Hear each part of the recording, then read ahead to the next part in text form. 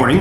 I spend a lot of time writing music for guitar in an effort to practice my writing. And the way I go about this practice is by setting myself up with some rules or a guardrail. That could be picking a time signature to write in, picking a particular alternate tuning or key or something like that. When I write these things, I publish the final product on YouTube and social media and stuff like that, and then I move on to the next thing and I don't really talk about what I've done. So this time around, I thought I would do something different. I've been spending a lot of time exploring odd time and how it would sound on solo acoustic guitar, and this past week I decided I wanted to do 7/8. And along the way, I thought I would film the process. So I thought I would stream a writing session on Twitch just to kind of share the process, just for fun. I got this groove.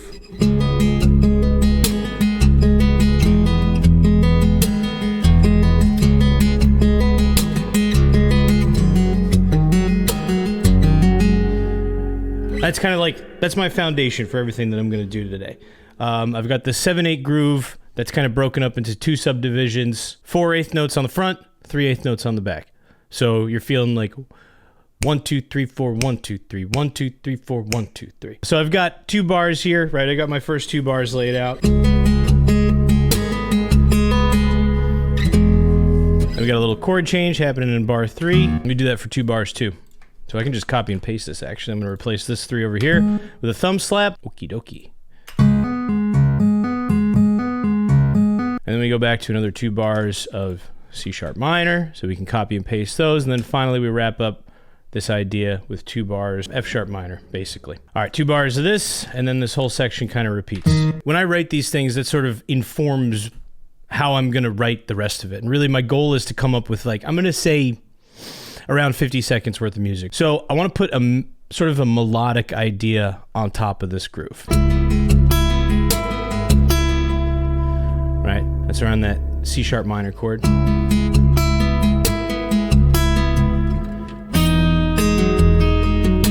So you got like a simple melodic idea for each chord. So let's just tab it out.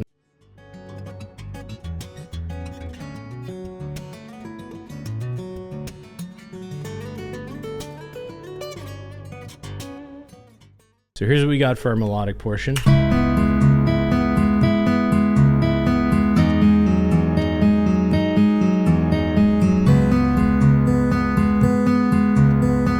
Yeah, yeah, yeah, yeah.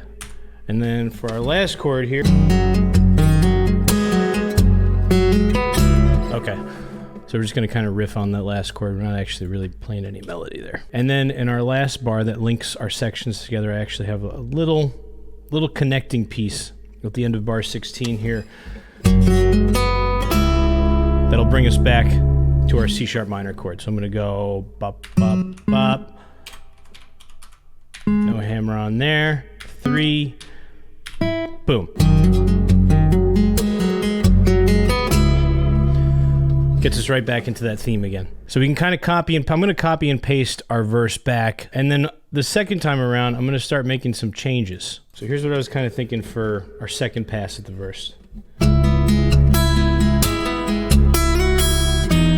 Right, we're slightly modifying that melodic idea.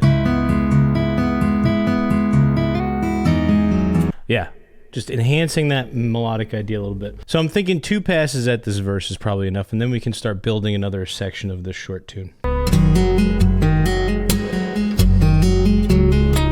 Yeah, oh yeah, all right, cool, cool, cool. I think we might have a little something there. We want to wrap up here, so for now I'm just gonna put some filler in here. And we're gonna move on to a next section. So I wanna write a new section now, maybe change up the chords, but I'm gonna start this section by going back to my like 1 chord, which is C sharp minor.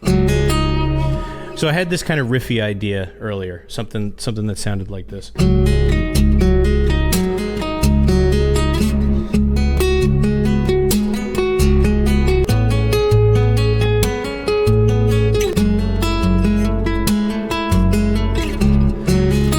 Kind of moody, right? And then maybe after that we get into a breakdown, which I have yet to figure out. So we're gonna start tabbing this out now. All right, new section means double bar line in the old Guitar Pro here. So let's get our double bar line in there.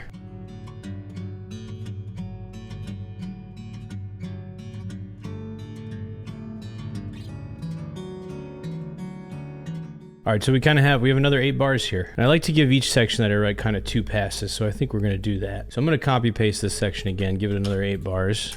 and then I want to modify it the second time round. So like my primary motivation for writing these things is to experiment with varied rhythms. If you're reading through this and trying to play it, you might just get it down first take, like the physicality of it notwithstanding. Rhythmically, it's quite simple, right? It is all just eighth notes. 1, 2, 3, 4, 5, 6, 7. 1, 2, 3, 4, 5, 6, 7. It's all coming by at the same pace. So to add challenge to it for myself, to really start to like sink my teeth into 7/8, I want to elongate some of my notes here and start to play this broken up 7/80 swing thing. And what I mean by that is playing 1, 2, 3, 4, 5, 6, 7, 1, 2, 3, 4, 5, 6, 7. So I'm playing 2 big hits in each measure and emphasizing 1 and 5.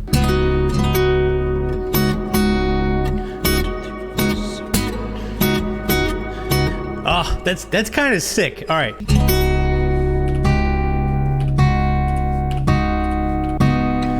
We got 3 dotted quarter note.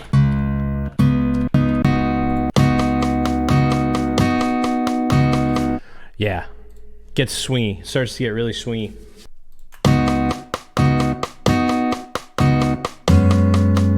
I don't like that voicing.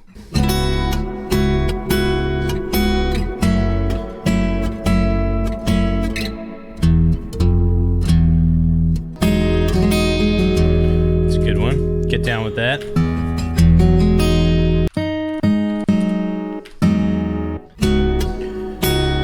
5, 6, 7, 1, 2, 3, 4, 5, 6, 7, 1, 2, 3, 4, 5, 1, 2, 3, 4, 5, 6, 7, 1, 2, 3, 4, 5, 6, 7, 1, 2, 3, 4, 1, 2, 3, 4, 5, 6, 7, 1, 2, 3, 4, 5, 6. What's another nice strong chord in the key of E major? Chat, help me out here. G sharp, G sharp.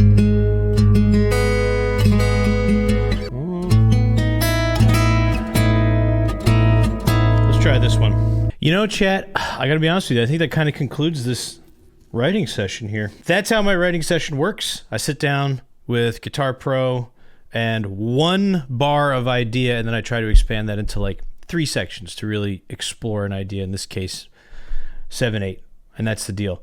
So now it's up to me to go and practice this, polish it, maybe change a couple of riffs, and finally record it, and then we'll move on to the next thing.